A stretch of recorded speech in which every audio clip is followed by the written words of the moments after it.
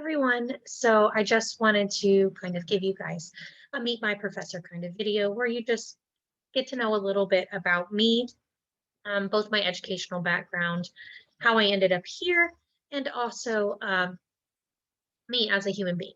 Right.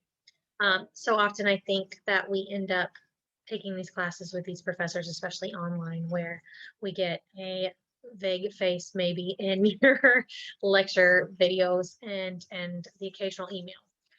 But I want you guys to be able to come to me when you need something or when something's going on. Because I think that's part of what makes education accessible. That's part of what makes a better learning experience. So, um, I actually got my undergrad at EKU. So I was you all, not but a couple years ago. Actually took this class with Dr. Buck on their first year that they were here. Um, and then I went on to get my master's degree in sociology at Oklahoma State University.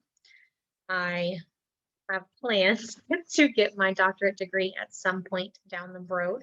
But having a grad school experience through COVID and having two young children, I just needed a minute. So I decided that I was going to take some time, do some teaching for a little while because that's what I love, and figure out exactly what kind of a department I wanted to be in. When I was at EKU, I also got an undergrad bachelor degree in anthropology, and I have a minor in WGS.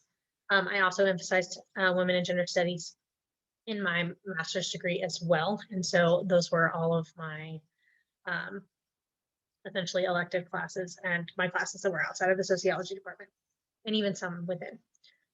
Um, my thesis and my main core topics that I generally study are social inequality broadly, with an emphasis in race and gender. I study trauma. I study trauma survivorship, resilience, and accessibility in education. So I focus mainly on how trauma impacts students in their learning outcomes, and then how we can better, as professors, as a university, accommodate these students. So whether that becomes accommodations practices within different offices like the disability office, like the Title IX office, or whether that becomes the pedagogical practices or the way we teach within our own classrooms. So that's kind of broadly what I study.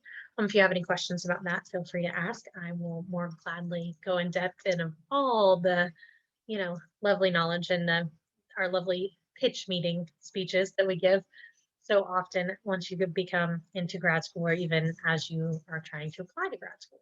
If you have interest in any of those things, I've also done those things very recently.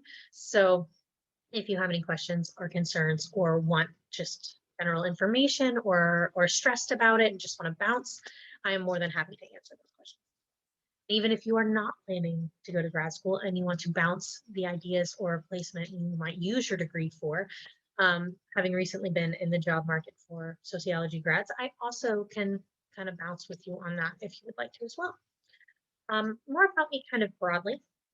I went back to school as a non-traditional student. I was a mom of two in my late 20s when I decided to go back to college for the second time. I went straight out of high school and decided that that was just not for me for a number of life circumstances, just got in the way of it. I started with early childhood education. I ended up in the restaurant industry for a decade. um, Went up through management and I bartended a lot throughout my early years. And then when I had my kiddos, I decided that I needed to go back to school and that I wanted to do something different.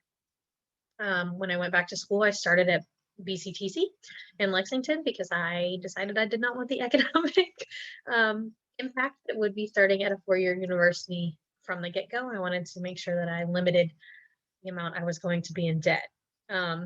Which, listen, as a student in this area that is from Kentucky, I grew up here. That went to high school here. I understand how that economic impact can sometimes impact how you or the choices you make when it comes to your education, and it definitely did for mine, which is part of the reason why it took me so long to come back and get back into schooling.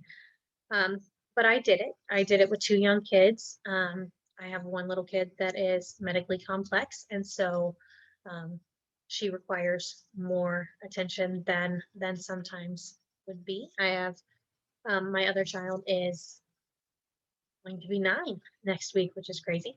But yes, I have a 9-year-old and a 6-year-old.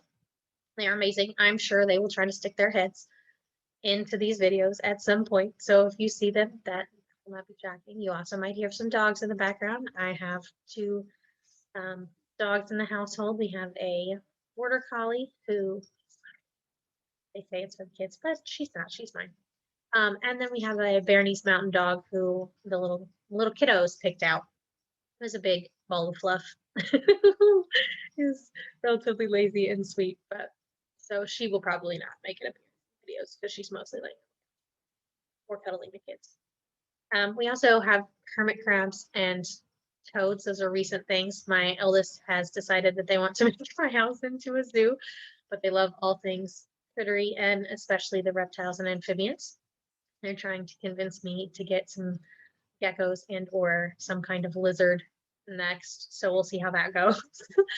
um, but yeah, so we are lovers of animals, lovers of outdoors.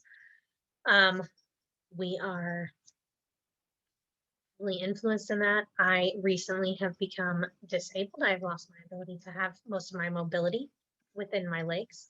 So that is new. However, it is something that is important to share because there are some times where I will be offline. I will let you all know for medical related things. And so that is kind of that.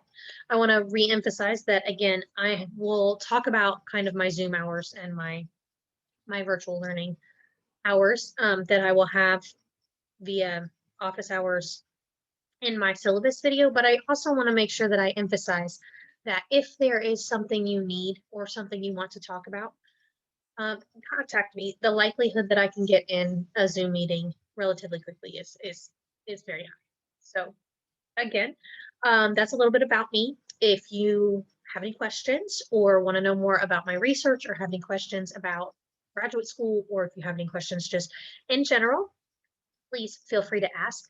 Lastly, my pronouns are she, her, hers. So I want to make sure that we are, especially in a gender classroom, paying attention to those things and paying attention to how they impact both us and larger within society. Why asking those questions and why making sure that those are correct is important. So there's that. You can call me Professor Bowen. You can call me Annie. I'm not I don't have that doctorate degree, so you don't have to call me Dr. Bowen because that is not the credentials I have.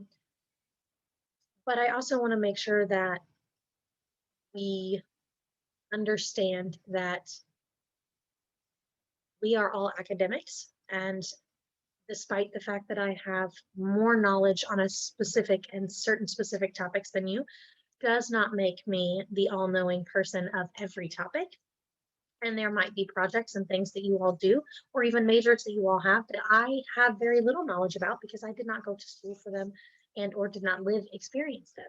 So I want to make sure that we're paying attention to each other as we walk through this classroom space and know that we are all academics in our own right and that everyone deserves that ability to be honored in that way. All right. Well, I hope you have an amazing semester. Again, feel free to reach out. I will check emails every day unless barring all natural disasters. But yeah, make sure you reach out if you need anything. Please, please, please do. And I will get on to making some of these other videos for you. I will have some things about the syllabus coming up and some of your major assignments for the semester. So I hope you have a great day and good luck this semester.